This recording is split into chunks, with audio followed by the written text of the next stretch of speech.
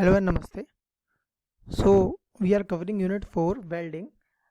Until now we have covered the definition of welding, weldability, advantages, disadvantages of welding, various welding processes, broad classification. So now we are starting with the different welding processes. So first of all we are starting and covering the gas welding process. So gas welding. So till now we covered that welding is the joining of the two similar or dissimilar metals. So when we talk about the fusion welding process, the coalescence was obtained by the melting of the materials to be joined. And this melting of the materials can be through the use of heat from the various processes. So in the gas welding processes, basically we utilize the combustion of an gas. So gas welding processes, we require a combustible gas. This gas when burnt will release the heat, and this heat will be directly used to melt the base metals, hence obtaining the coalescence and obtaining the weld joint, resulting into the fusion welding called as the gas welding. So basically, as you have seen mostly in the lab, we have performed the oxyacetylene gas welding. Apart from this, you must have also seen that when the refrigerator in your houses undergoes repair work, sorry, the AC, the air conditioner, when it goes the repair work, then when there is the leakage of the gas, in that case also we have seen the gas welding. So covering the most commonly seen gas welding, as you must have performed in the lab also, the oxyacetylene gas welding. We are storing the oxygen and acetylene into different gas cylinders. We are having the standard sizes of these cylinders, as well as we can also go for the color coding in order to recognize a maroon color for the acetylene, black color for the oxygen, for differentiating purposes. Apart from this, since the acetylene is highly combustible, so we use some absorptive material which is saturated with chemical solvent acetone. Why we use this? Because acetone has the ability to absorb a large volume of acetylene, and when it absorbs acetylene it will release it as the pressure falls. So for the safety purpose also we go for this. Oxygen gas cylinders are usually equipped with about 40 liters of oxygen at a pressure of about 154 kgf per centimeter square at 21 degrees Celsius. Gas pressure regulators are employed for regulating the supply of acetylene and oxygen from the cylinders. By regulating the supply also we can obtain the different flames, which we will see also in the preceding slides. A pressure regulator is connected between the cylinder and the hose, leading to the welding torch. So in general we are having the various equipments in the acetylene welding set. For example, we are having the acetylene hose. Similarly, we are having the adjusting screws, acetylene hose, adjusting screws, acetylene regulator, regulator outlet pressure gauge, cylinder pressure gauge, valve wrench, acetylene cylinder valve, cylinder cap, fusible plugs, oxygen hose. Moving on to the oxygen cylinder side, oxygen cylinder regulator outlet pressure gauge, cylinder pressure gauge, cylinder cap, oxygen cylinder valve, oxygen cylinder valve. After this, the hand wheel, bursting disc, acetylene valve, oxygen valve, welding torch, torch tip flame. Also these different parts are marked by the numerals, also corresponding numeral, and the parts are shown here. So this is the overall diagram of the gas welding process. We will obtain the heat by the burning of the gas, let's say oxygen acetylene, released from the welding torch tip, and a particular cone, inner cone, and a different shape. We will see what are the shapes and what are the different cones according to the stoichiometry of the combustible gases. Then if we are having the filler rod also, and we are having a particular direction of welding as it is shown in this diagram, we are proceeding from right to left, and as we proceed we will have the solidified base metal, and just ahead the base metal we will have the molten melt metal, and bottom of that we will have the unaffected base metal.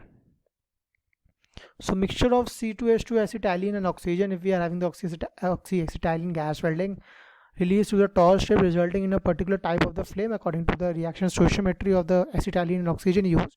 Then die shaft travel filler rod, if it used base metal molten weld metal. So this is a typical oxyacetylene welding operation. So acetylene C2H2, basically it is a very popular fuel, most popular fuel among the oxy fuel welding group, because it is capable of the higher temperature than any other, up to 3480 degrees Celsius, 3480 degrees Celsius or 6300 Fahrenheit.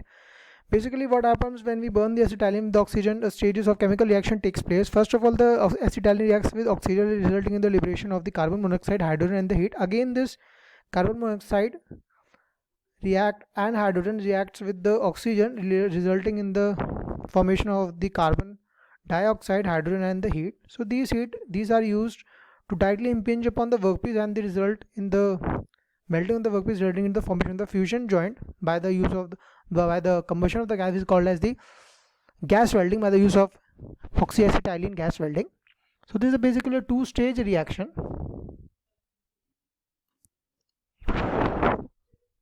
So we are having the different gas flames also. Let's see what are these gas flames. Apart from this, we can also have the alternate gases for the oxyacetylene fuel welding. Apart from acetylene, we can go on for the methyl acetylene, propadiene, hydrogen, propylene, propane, natural gas. These are the different combustible gases apart from the acetylene. Then, as you know, in the oxyacetylene, as we have discussed right now also, the acetylene reacts with the oxygen, resulting in a two-stage reaction, further resulting in the release of heat. So what happens, as you also know, that in the chemical reaction there is a particular fixed stoichiometry. For example, if we are forming a carbon dioxide, let's say general reaction C plus O2 gives CO2. So you know that 12 grams of carbon and 1 mole of carbon will react with the 32 grams of oxygen, resulting in the formation of 44 grams of CO2. So that is just an example. What I mean to say is that in each and every reaction there is a particular stoichiometry, that the fixed amount of reactant will react and resulting in the formation of the product, and a particular amount of input 1 will result in a particular amount of output, similarly input 2 output, and so on. So we are having a stoichiometry of acetylene and oxygen. We can have both of these in the ratio 1:1, or we can favor the acetylene or the oxygen. So these are the different flames. Neutral flame, basically we are having the 1:1 ratio of the oxyacetylene. Then the oxidizing flame represents the excess of the oxygen over the acetylene, and the carbonizing flame represents the excess of the acetylene over oxygen. So in all these cases, result when we have the neutral flame or the oxidizing flame, excess of oxygen or the excess of acetylene, what happens, the welding flame, the physical appearance also changes, temperature and application also is different. Right now we are looking at the physical appearance. So what happens, basically they are the inner cone and the outer cone, whose shape differ. As you can see, inner cone in the oxidizing, neutral and the carburizing flame, and the outer cone we will see in the next slide also. And in the carburizing flames, in the acetylene is in excess, so inner cone is also extended to a further feather tip. This is also called as the acetylene feather, representing the excess of acetylene, which we'll also see in the next slide. So this is the physical view of the types of flames. This is a more simplified pictorial view. So we can have a neutral flame, which basically means the 1:1 stoichiometry equal acetylene and the oxygen. So neutral flame, as we saw in the last slide also, we are having the inner cone and the outer envelope. Let us recall.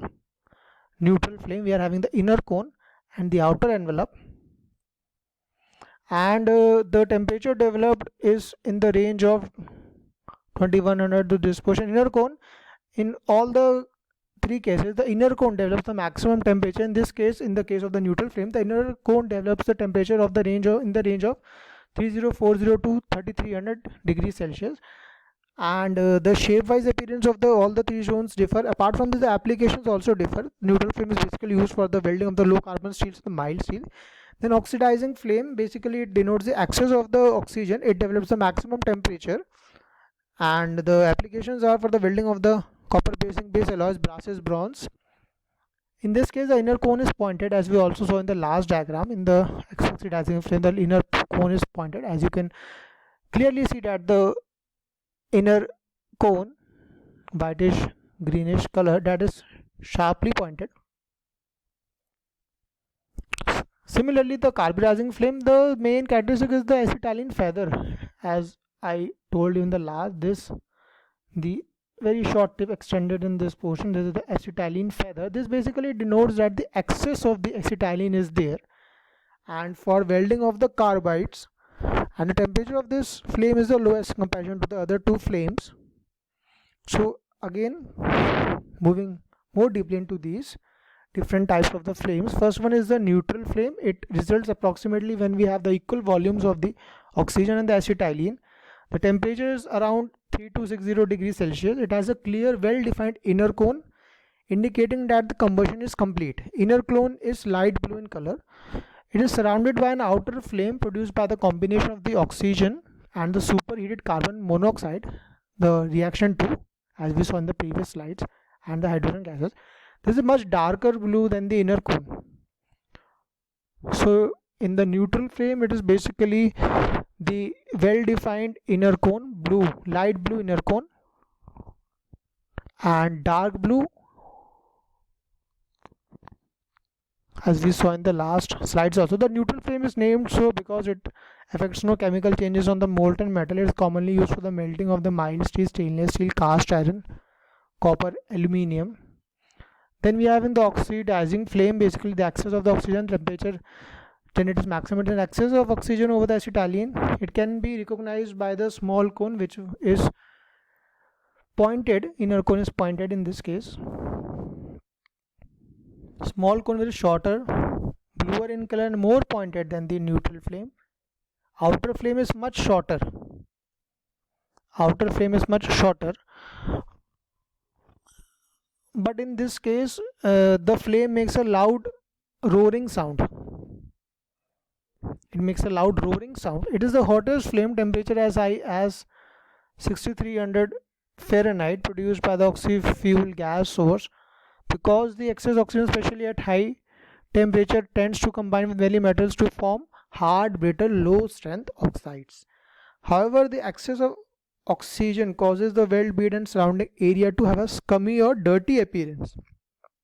This basically denotes the excess of oxygen. For these reasons, an oxidizing flame is of limited use in welding. So it is helpful in welding copper based metal, zinc based metal, or few types of ferrous metals such as manganese, steel, and cast iron. Oxidizing atmosphere in this case creates a base metal oxide that protects the base metal. Then the last one is the carburizing or the reducing flame. It basically denotes the excess of the acetylene. This can be recognized by the acetylene feather, as I showed you practically in last few slides also. The outer flame envelope is longer than that of the neutral flame and is much brighter in color. With iron and steel, carburizing flame produces hard brittle substance known as iron carbide. Reducing flame has an approximate temperature of 3038 or 3040 degrees Celsius. It is used in the welding of lead and for carburizing surface hardening purpose. Carburizing flame.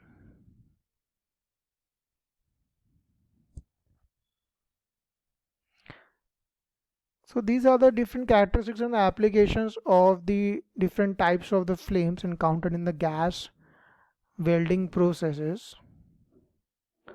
Then this is the view of the gas welding torch. So this is regarding the gas welding, different gases combinations, oxyacetylene, air acetylene. Apart from acetylene, we can go for the other gases also, like natural gas, as we saw. Then what are the different flames and the characteristics and the process and equipments of the gas welding, oxyacetylene gas welding. I hope you understood. Thank you.